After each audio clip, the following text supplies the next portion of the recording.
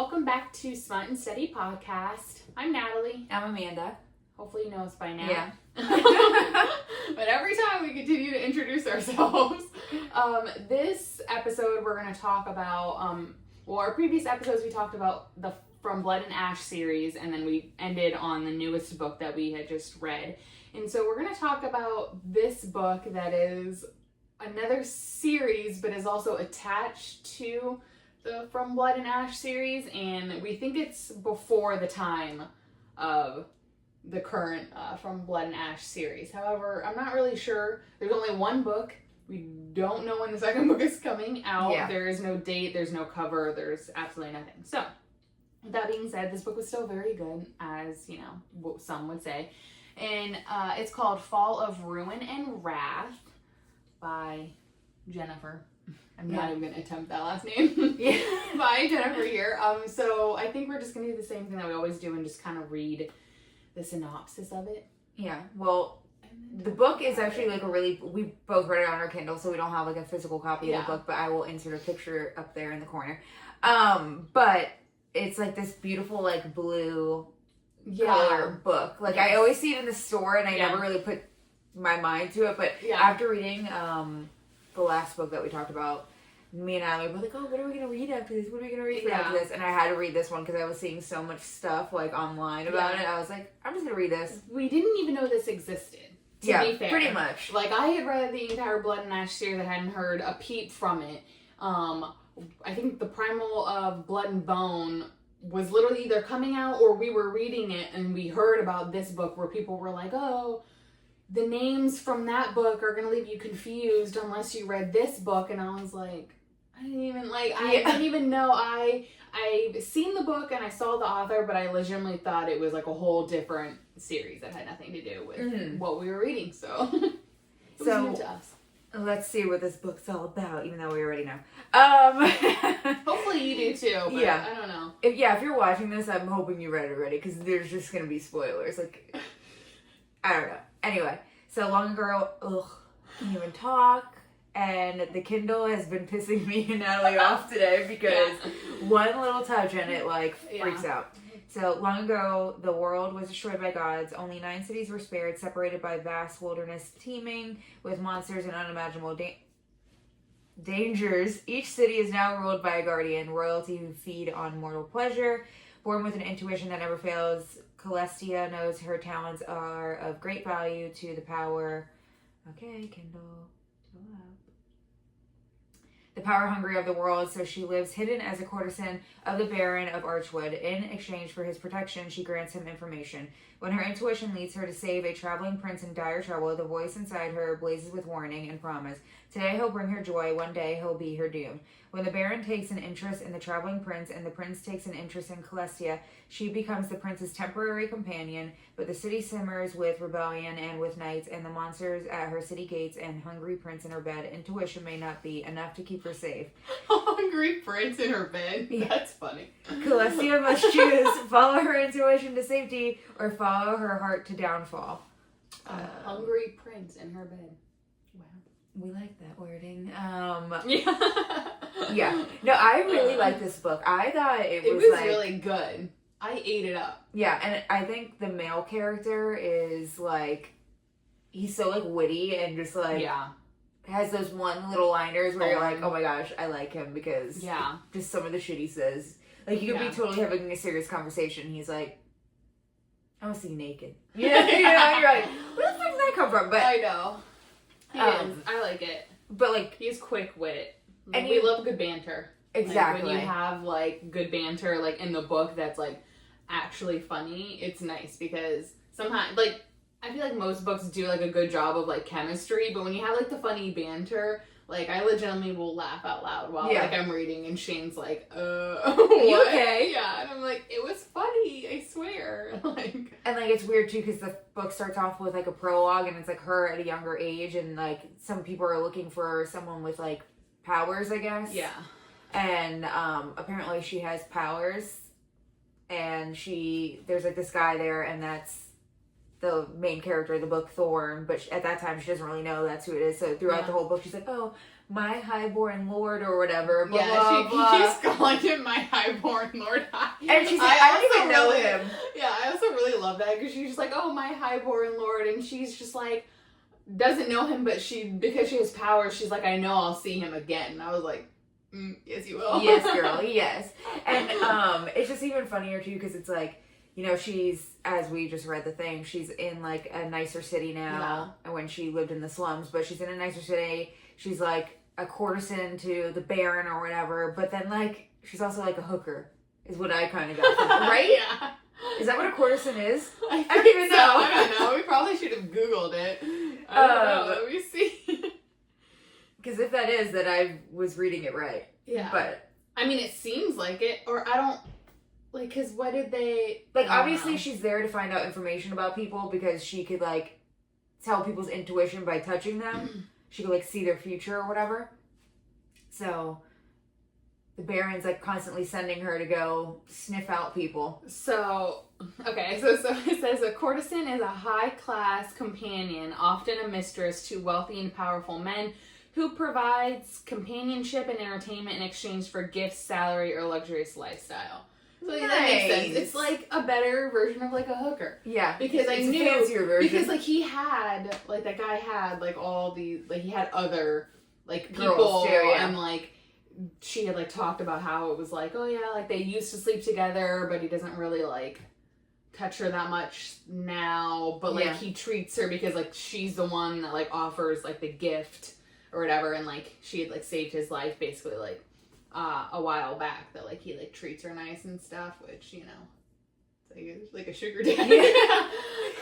And like it's just funny because she overhears like this group of people talking about something, and then she like decides if she's gonna go sniff out the situation. Yeah. Of course, like she gets there and it ends up being the highborn lord that's like injured, the one that she like keeps calling my highborn lord. So we're here for it. She like saves him, whatever, like this whole thing like goes down, and then like she brings him to like this house or whatever, and it's like she just meets the dude.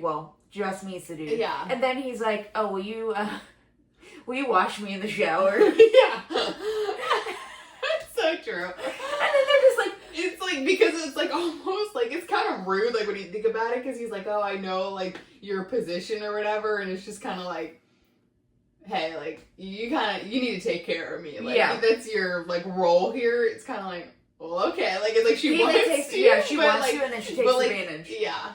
I just thought that was hilarious. It is really funny. Yeah, they did he's like, yeah, wash me. Basically, they're, like, in a tub together. I was like, oh. They were in the shower together, then they're in the tub together. Yeah. A lot of water scenes. There was a lot of water scenes, and it still was like, it was a lot of water teasing scenes. Like, it was a lot of like fondling and touching and like, and stuff, but there was no like insertion. It was just like a lot of like hands in a lot of places. And where you're like, can we go a little deeper than that? A lot of like, a lot of like moans, and I'm like, am I going to get more? And then I'd be like, that's it. The smut needs to smut a little Yeah, harder. it's like, okay. No, but then you finally get it towards the end or whatever. But it's fine. It came around. It was okay. We're just sluts. We just wanted more. I don't know. So then, like, I just thought it was also funny because he, like, this whole time is like, oh yeah, like, the prince of whatever the place is. I forget the name, even though we literally just read this stupid book. But he's like, the prince, blah, blah, blah, the blah, blah, blah. And then she finds out that he's, like, the actual, like, king of whatever. Yeah. Yeah. And, like, he's, like, super deadly. Yeah. Well, I think, so, I forget so, his name is Thorn, but for the first half of the book, she didn't call him prince. It was, like, something else. Like, it was, like, some sort of, like, leadership role. Yeah. And then it became, like, oh, his father is, like, the king of whatever. And then I was like, oh, shit. Like, this is, like, legit. Like, this is what I was, like, waiting for. I was like, this has to be, it all unravels. Yeah, it has to be more. But it even continues, though, like, him being like, oh, watch me or do whatever. It was, like, he arrives, like, at this, like, castle or whatever, palace, and basically is, like, she gets sent to the room, and then it's like, oh, well, you're here to service me, so service me. And then it's like they have that dinner, and he's just like, yeah, so I'm going to be traveling, but I'm going to be, like, staying here a while, and I want her every night. And you're like, God, damn. Dude, that scene was actually kind of hot or whatever. Because, like, I literally was, like, dying because the Baron or whatever. It's very hot. Like, yeah. Yeah, the Baron who hasn't touched her in ages. Like, you could tell that he was, like, jealous, so he was, like, touching her, and she's like, what the fuck? Like, this man hasn't touched me in a while. Which was, I think it's so hot, but I also think we're crazy because I love a jealous. Like, I love, like, the jealousy of, like, a jealous man, and so when, like, he was touching her, and, like, he had to sit there and watch, and it was, like, his reaction and his, like, fist or whatever, and then when he was, like, come here, and, like, sit on my lap, I was like, oh, my God. This is so good. Like, I love. Yeah, no, that was great. Every second of that. And then of course she's like, I don't want to go with him, but like I'm not a piece of meat. And I was like, bitch, yes you are. Just go with the man. Damn I know. And then it's funny because he's like, I can literally like, I can smell your arousal. Like I can feel like your heart rate. So like he's like, I know you want this. Like I don't know why you're mad at me. Stop lying to yourself. Yeah. And then he's like, okay, I'll ask next time. And she's like, okay, now that that's settled. We're gonna fuck now. Yeah. That's basically how it happened. So, I know he's like, you can leave if you want. I'm not holding you back. And she literally goes to the door and she's like, nah, fuck it. Yeah, you're like, no, I think I'd rather just sleep with you instead. But like, I also like this book a lot because I feel like a lot of the books, it's like the girl is constantly like, oh, I don't like him and blah blah blah. This red flag, flag. But this one just like went like straight into it. It was like, she liked him from like the beginning. There wasn't anything about it that was like, there wasn't. Yeah, I felt like there was like a small moment where it was like, oh, this can't really be anything more, and like we can just lay here together and it can be nice and blah blah blah. But like she still like went for it. You know what I mean? Like she's like, oh, I know, like I'm probably gonna get hurt, but she's like, I'm still gonna fuck him. Yeah. I'm still like, you know, like she had like a taste of it, and she was like. Yeah, Endgame. For sure. Endgame, yeah. But then I will continue, thank you. And then, of course, like, something happens in the book. All hell breaks loose. Yeah. She gets taken. Yeah. And then, all of a sudden, she somehow gets left alone in the woods because someone kills the guy that has captured her. Yeah. And she's in the middle of the woods, and then all of a sudden, this is the ending, mind you. Thorn shows up, and they haven't seen each other, and then it just ends. Yeah. And he has like this nickname for her, like Nala or whatever, and it has like different meanings, which big fan. Yeah. Big fan that was funny. Big fan of the nickname, like for sure. But like the end, you're just like, oh, like who showed up? Like someone's gonna. And I remember not really. I mean, clearly towards the end, I was like, oh, like I thought this was a standalone book. Like I thought this was a standalone book, and I'm reading it, and I'm like, we're getting deep, and things are happening, and I'm like. I'm 90% of the way through, like, I was like, something's gotta give, and then it was like 95, I was like, no, it's gonna leave it off on, like, a cliffhanger, and then that when he, like, tackles her and, like, whispers in, like, her ear about, like, you thought you could escape me now, I was like, god damn it, and the book was over, I was like, dead. Yeah, deceased. It was really good. It was really good, and it was a good fantasy book for not being very deep. Oh yeah. You know what I mean? Like it was not like a super light read, but it was very easy to read. Yeah, like, it wasn't a lot of story building. No. It just kind of like went straight into it. I felt like. Which I liked because I felt like I was kind of like hesitant. I don't know why I was like I judged it so harshly, but I kind of picked it up as like, oh, I'll read this in between when like this other book came out. And I started it and I was like, oh shit. And then like I could put it down. Like I read it really fast in like a few days because I was like, I really actually like this storyline. And then it left on a cliffhanger. And then I looked and there was like, yeah, there's supposed to be another book. But there's no...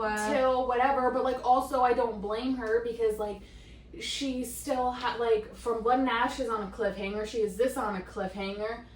I'm pretty sure that's on a cliffhanger. Like, I don't really know. Yeah. Like, you know what I mean? Like, cliffhanger. Like, she has 3 series here just left. Like, I need that girl to sit down and write something. Yeah. Yeah. Maybe she didn't think that. I just feel like From Blood and Ash is such a hit. Yeah. She's probably focusing more on that than this one. But, like, this one was really good. And I need more. And this, we haven't talked about Crescent City yet on the podcast, but Thorn reminds me of Run. Yeah. Or, yeah. Just like the way, like, he's like. Yeah. I can see that. Starborn Prince, but like Yeah. he acts like so like chill. Yeah. He's like, oh, I don't give a shit that I'm a Starborg prince. Like I'm just gonna take mirth root and smoke and and drink. Just gonna smoke and drink. And that's what I'm gonna do with my homeboys. Yeah. And that's why I like Thorn, because I'm like, he's just so chill. He's just like, like she's I'm the prince, but like, like she's having a meltdown and he's like downing whiskey and he's like, you want some? And she's like pissed off and she's like, no. And he's like, all right, more for me. Like it's fine. Everything's super fine. good.